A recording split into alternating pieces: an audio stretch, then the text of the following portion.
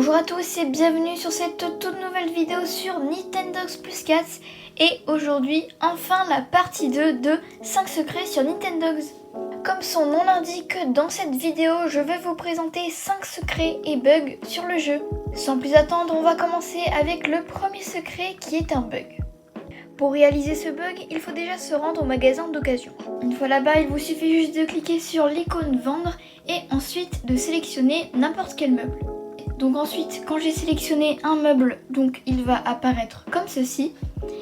Et ensuite, quand on appuie sur le bouton retour, bon, c'est très rapide, mais en fait, pendant quelques millisecondes, le vendeur va avoir juste sa tête qui se met à disparaître. Pour le secret suivant, il va falloir rester au magasin d'occasion. Donc une fois qu'on a sélectionné le disque merci, qui est le disque des crédits, et qu'on le retourne, on peut voir un petit message avec écrit Thank you for playing, donc merci d'avoir joué, qui est pour remercier les joueurs du coup d'avoir acheté le jeu. Normalement ça c'est présent sur la plupart des crédits, mais là les développeurs ont décidé de le cacher derrière cette pochette. Ensuite pour le prochain secret, ce sera encore un bug. Pour réaliser ce bug, il faut d'abord que vous appeliez l'un de vos chiots. Peut-être que vous ne le saviez pas, donc ça fera un secret en plus, mais il est possible d'attraper la queue de ces animaux. Donc comme ceci, vous avez juste à mettre votre main sur sa queue. Bon, comme vous voyez, vos chiots n'aiment pas trop ça.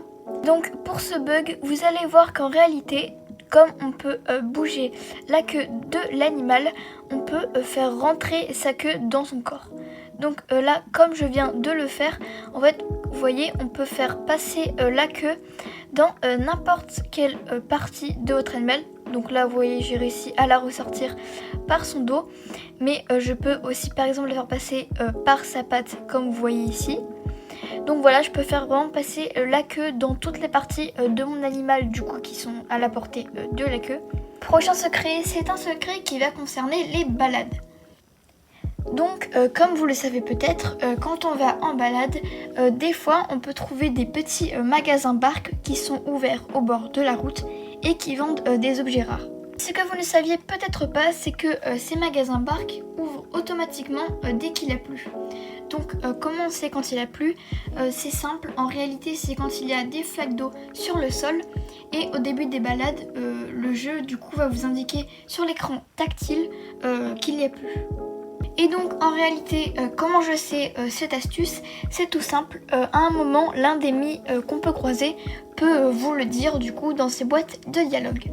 Et enfin le dernier secret de la vidéo, mais non le moindre, c'est le secret de Paradise.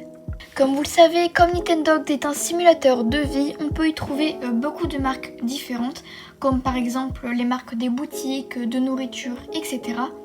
Mais leur point commun, c'est que toutes ces marques sont spécifiques. Donc par exemple, Bark c'est une boutique, certaines marques de nourriture ne font qu'un seul type de nourriture, etc. Mais dans Nintendogs, une marque secrète y est cachée. Cette marque, c'est Paradise.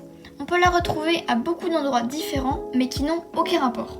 Le premier endroit où on peut retrouver cette marque secrète, c'est sur le ballon de plage. Donc si on regarde sur l'endroit bleu, on peut y voir marqué Paradise. Donc c'est du coup cette marque-là. Alors ensuite, le deuxième endroit où on peut le trouver, c'est sur cette petite chaînette qu'on peut acheter à Coletta. Donc vous voyez sur la petite gourmette, il y a marqué Paradise. Ensuite, on peut également trouver cette inscription sur le disque coloré. Et enfin, le dernier endroit où on peut le retrouver, c'est sur l'un des sponsors dans le concours de disques. Donc là, on peut le voir en fond juste ici. Le plus bizarre, c'est que ce logo-ci n'a littéralement aucun rapport avec les autres écritures de Paradise qu'on a pu trouver. Car par exemple, l'écriture sur le ballon de plage avait la même police que celui sur le disque coloré. Mais là, du jaune, du rouge, même la police d'écriture n'a aucun rapport, donc c'est très bizarre. Surtout qu'en réalité, c'est le seul endroit où on peut retrouver ce logo.